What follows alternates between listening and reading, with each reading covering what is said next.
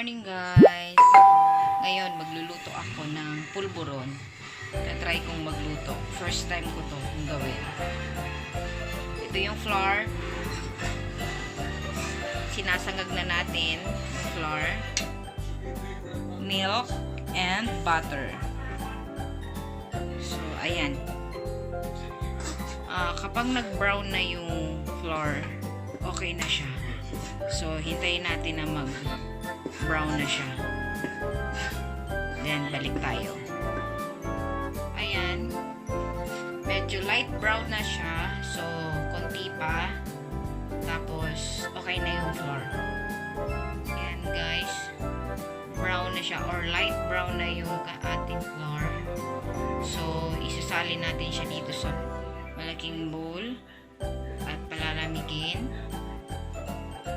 Tapos, ihahalo natin yung ibang ingredients niya. So, ayan na. Na-transfer ko na siya dito sa bowl. Palalamigin lang natin siya ng about 20 minutes. Tapos, maglalagay tayo ng milk. Depende sa dami ng flour nyo. I-ano nyo na lang. Tansyahin nyo na lang kung gaano karami yung milk na ilalagay nyo. Depende sa dami ng flour.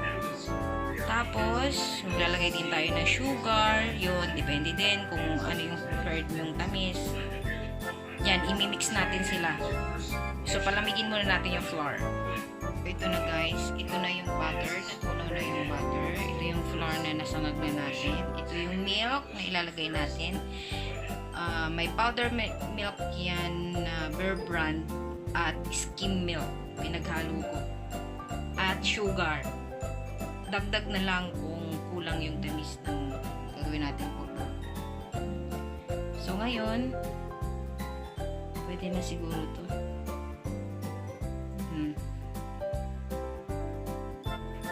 So ito na yung flour natin. Ayan. Medyo mainit-init pa ng konti.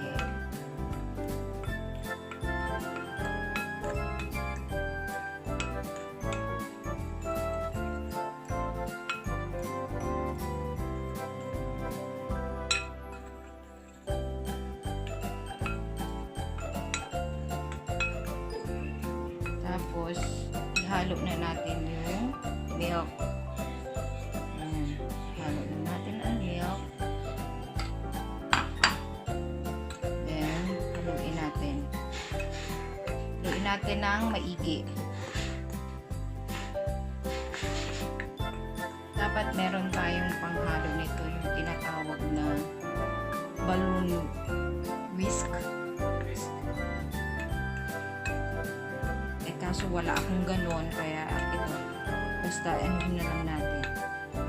Make sure na mahalo sila ng bonggang-bongga. Ay!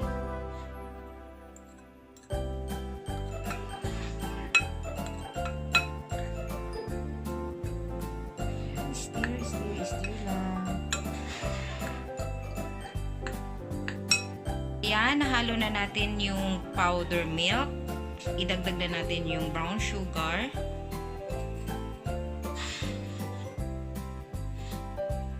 Tapos, haluin ulit natin.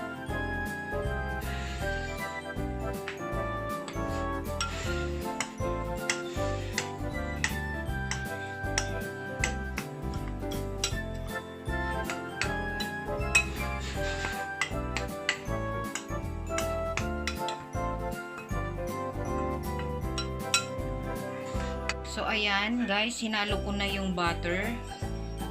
So, imimix na lang natin siya para mag-mix siya doon sa flour na ano natin, and milk na nilagay. So, ayan, balikan natin ulit siya kapag okay na. So, ito na guys, finish na. Na-mix na natin lahat ng ingredients at ready to eat! So, itong pulvoron guys, ang preparation time lang naman ito. Siguro 20 to 25 minutes. Yan na. Makakagawa na kayo ng masarap na pulvoron. Ayan. Panghimagas lang namin to. Hindi na namin kailangang balutin. Ilalagay na lang sa garapon. Para kung gustong kainin, o di, subo-subo na lang sa kutsara. Ang ganda ng texture niya guys sa personal. Pagkaka mix. Ayan. Oo. So, ang sikreto daw dyan, para maging maganda yung pagkaka-mix, pag nahalo mo na lahat ng ingredients, kasama yung lahat ng ingredients, gamitin mo yung kamay mo para yun yung magiging pang-mix mo. Para lahat, kahit dun sa ilalim, mamimix talaga ng kamay mo. O, ayan na. Kain na tayo. Kain na tayo. Bye guys. See you next time.